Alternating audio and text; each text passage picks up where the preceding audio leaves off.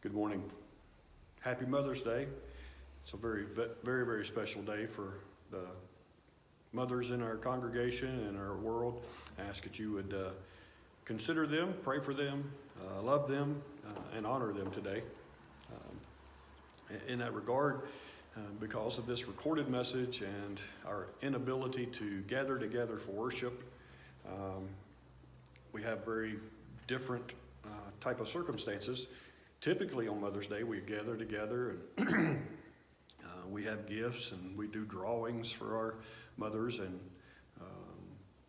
we acknowledge them as a group. So I have created a video, and I hope that it works. I'm going to try to upload it. It is a short video, several minutes long. Each mother in the church name has been put on for the slide for 7 or 8 seconds each. And as you look through that this week, I hope that you will consider those names, pray for each and every one. Everyone is going through a different situation, different circumstances. There are different stages in their lives. They all have different challenges and different opportunities. And we can be in prayer for these ladies in our church as you go through those names. Now, since we cannot be together, I did a random drawing of 10 of those names, and I think there's about 60 names on there. But anyway, we have 10 of those gift cards are going out. Now, I'm doing a mailing this week, and everyone in the church that's on the church directory should get a card from the church and from me, but I'm going to send those out. You should get those maybe Saturday, if not early next week. But inside 10 of those, there will be a gift card. And whenever you look at that video, not this one, but the one that follows, the shorter one, it's going to have a list of all the ladies' names, wishing them all a happy Mother's Day. And beside 10 of those ladies' names, the mothers, there will be a special icon. And that will be the indication that that is one of the winners of the gift cards. So I hope that you'll watch that. I hope you'll be excited. And I hope that those mothers will find a very special way to use those gift cards. Recently, with the announcements from our governor, it appears that the very earliest we could possibly get together again for corporate worship in a large gathering would be May 24th. I think then it's still going to be limited with special conditions, so more will be announced from the church, so look for that. But we still got a few more weeks of recorded messages, it looks like. Continue to be in prayer for those that are on our prayer list. Thank you, Brenda, for sending that out. And we have some that are facing some very difficult times. Some have been in the hospital, some have been seeing doctors, some are still having conditions and issues, and we have some that are facing surgery this week. Surgery and hospital stays are very difficult right now because family members are not able to go with us. And I ask that you would remember those in prayer, especially our friend Randy Emmon, a very close friend of mine. He's having surgery on Monday the 11th. And pray for him, pray for the surgeons especially, that their hands would be guided, that they'll have a successful surgery, he'll have a good recovery, and also pray for Andy as she's unable to go back with him as she usually does, and to be there. Pray for that family if you can, and for others. Today I wanted to do some of the things we normally do on Mother's Day, so I'll try to do that. We're going to worship the Lord and honor our mothers. We're commanded to honor our mothers, but it's also the sensible thing to do. I think it's the loving thing to do. Many in our congregation wish they still had their mother here to celebrate with. So if you've got a mother, hug them, love them, be close to them, as close as you can anyway, with social distancing, and stay at home. I hope that you're able to spend some time together, either in person or virtually. I do have a few signs of a frustrated mother. Your children know how to beat every level of Mario Brothers, but they can't operate a vacuum cleaner. Number 2, your children tell you that you said yes and you don't even remember the question. Number 3, you go to the grocery store and you find yourself having a good time. Number 4, the laundry seems to have taken on an evil nature, and you begin to feel that it's out to get you. And number 5, you go to sleep with "I'm bored, and I'm hungry, ringing in your ears. Those are 5 signs of a frustrated mother. I do want to get back to mothers, but I do want to say, during this time, whenever people are trying to remain clean and wash away all the germs and everything during this pandemic, laundry is getting a workout. It is at my house anyway. Washing a lot more clothes and drying and those type things. And I just say that things are different around the house. I've been staying at home and working from home instead of going into the office most days. And we have pets. We have 2 black labs, one 16-year-old, one 3-year-old.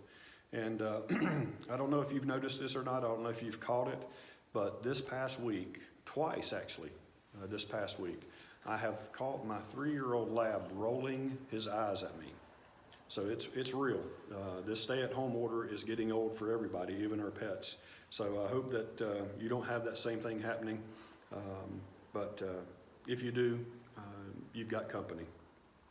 I also wanted to share about a 6-year-old boy who got separated from his mom while they were in the supermarket. And he began to frantically yell, Martha, Martha, Martha. And that was his mother's name. And she did come running back to his side. She wasn't that far away, but he couldn't see her. And she said, honey, why did you call me Martha? I'm mother. And he said, yeah, I know, but the store is full of moms.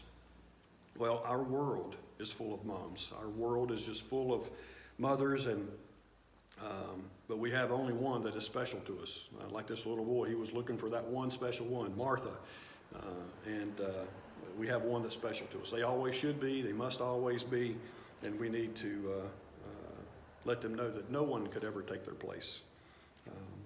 Someone had written us a few lines that says, you've turned into a mom when you automatically double knot everything that you tie. You've turned into a mom when you actually start to like the smell of strained carrots mixed with applesauce. And you've turned into a mom when you spend half hour searching for your sunglasses and your teenager says, Mom, how about those that are stuck on top of your head? I don't think you have to be a mom to have some of those things happen, but mothers do run into that a whole lot more. Things our mothers taught us. My mother taught me to appreciate a job well done. And this is what she said. If you're going to kill each other, do it outside. I've just finished cleaning. My mother taught me religion. You better pray that comes out of the carpet. My mother taught me about time travel. If you don't straighten up, I'm going to knock you into the middle of next week. My mom taught me about logic. Because I said so. That's why. My mom taught me about foresight. Make sure you wear clean underwear in case you're in an accident. My mom taught me about irony. Keep crying. I'll give you something to cry about. My mom taught me about stamina. You'll sit there until all that spinach is gone. My mom taught me about the weather. This room of yours looks like a tornado come through it. My mother taught me about the circle of life. I brought you into this world, and I can take you out. My mother taught me about behavior modification. Stop acting like your father. My mother taught me about anticipation. Just wait until we get home. My mother taught me about receiving. You're going to get it when we get home. My mother taught me about how to become an adult. If you don't eat your vegetables, you will never grow up. My mom taught me about wisdom. When you get to be my age, you'll understand. And my mom taught me about justice. One day you'll have kids, and I hope they turn out just like you. On Mother's Day, we can't say enough good things about our moms, but we'll try. And God help us if we don't. I want to share 3 thoughts, and I want to share those from Proverbs 31. So your homework this week is Proverbs 31. You can turn there now if you want to. I'm not going to read from it directly. I do have some scripture I'm going to reference from it, but for Proverbs 31 is your homework. I want to talk about mothers and her hands work. I want to talk about her mouth speaks, and I want to talk about her heart loves. A boy got his first job, very proud, but he was boasting about the amount of work that he did. And he said, I get up at 5 a.m. and start my day off. I have my breakfast. And somebody asked him, says, well, does anyone else get up with you? And he said, oh yeah, Mom, she gets up and fixes my breakfast, and she fixes Dad's breakfast. And what about your dinner? The boy said, yeah, Mom fixes that too. And does your mom have the afternoon off? is what they ask him. And he said, no, she cleans the house, and she looks after the other children that are still there. She gets supper ready for me and Dad. And then we watch TV before we go to bed. What about your mother? What does she do? Was the question. And the boy replied, well, Mama washes some of the clothes, and she washes dishes, and she irons the rest of the evening. Do you get paid? Of course. Me and Dad, we get paid. Well, what about your mother? Does she get paid? The boy replied, Mother doesn't get paid, no. She doesn't do any work. Well, if anyone listening today believes that moms don't work, I would suggest you keep your mouth shut and keep those thoughts to yourself. Proverbs 31 tells us that mothers do work. Verses 13, 19, and 22 tells us that she sews. Tells us there she selects wool and she works with eager hands. It tells us that she shops. Verse 14, bringing her food from afar. Verse 15 tells us that she cooks. She provides food for her family. Verse 16 tells us that she gardens. She plants a vineyard. Our text also tells us in verse 15, get up while it's still dark to prepare food. In verse 18, her lamp does not go out at night. What's that old saying that I've heard before? A man works from sun to sun, but a woman's work is never done. It's true.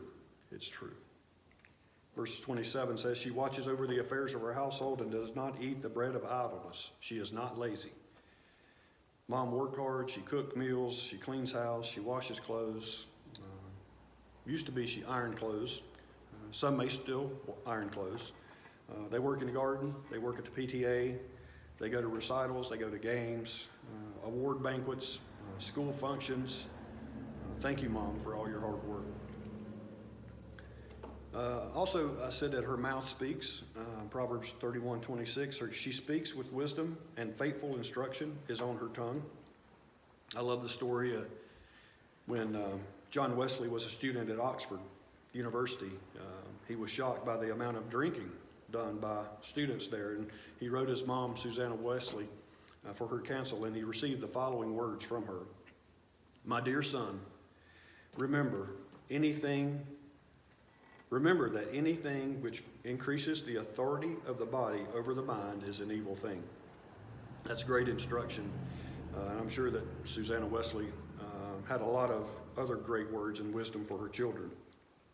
A London editor submitted to Winston Churchill for his approval a list of all those that had been Churchill's teachers.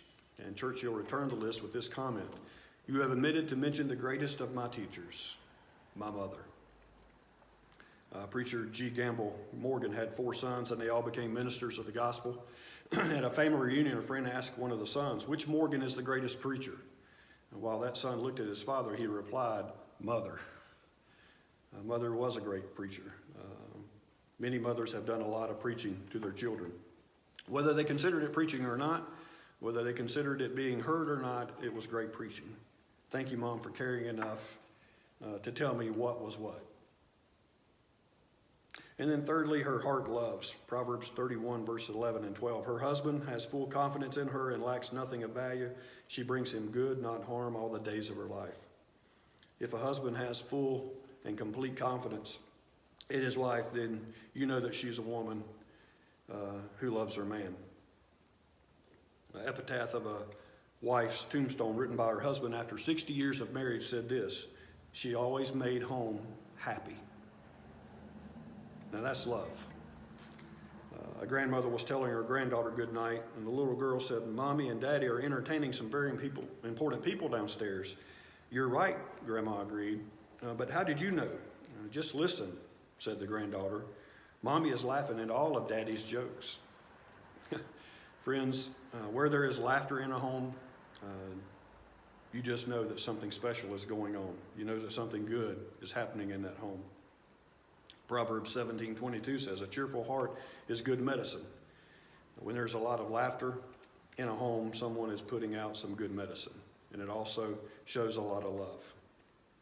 A teacher at school put this question to little James in his math class. James, suppose your mother made a cherry pie and there were 10 of you at the table.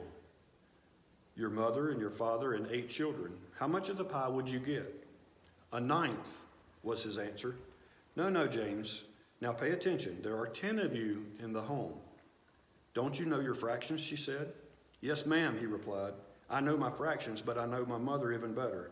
And she'd say that she didn't want any pie. The unselfishness of a mother shows a heart of love for her family. All of us can remember how the unselfish acts of our moms, the devotions of our moms to the home and to ourselves.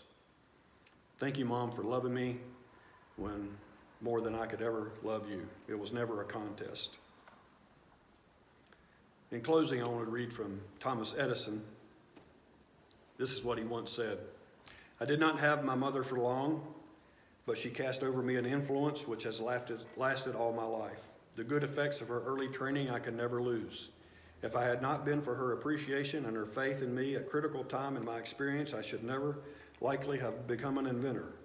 I was always a careless boy, and with a mother of different mental caliber, I should have turned out badly.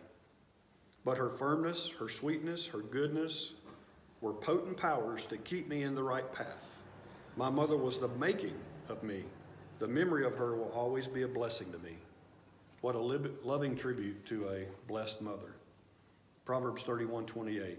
Her children arise and call her blessed, her husband also, and he praises her. Let's pray. Lord, I thank you for your blessing us with mothers. I thank you for showing us the way, giving us this day to honor and love our moms.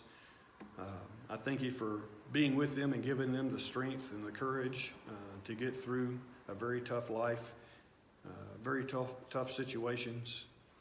Thank you for showing them how to love and them teaching us how to love and care for others. I ask that you would be with those that are on our prayer list. I ask that you would be with those mothers that are listening today. Those of us that have mothers and we're listening today, I ask that you would touch our lives, touch our souls, touch our hearts, and let us remember very special memories and acknowledge how much we love our moms. I thank you for loving us, for saving us, and offering us a home in eternity, and ask that you would be with us as we go through this coming week. In your name we pray. Amen.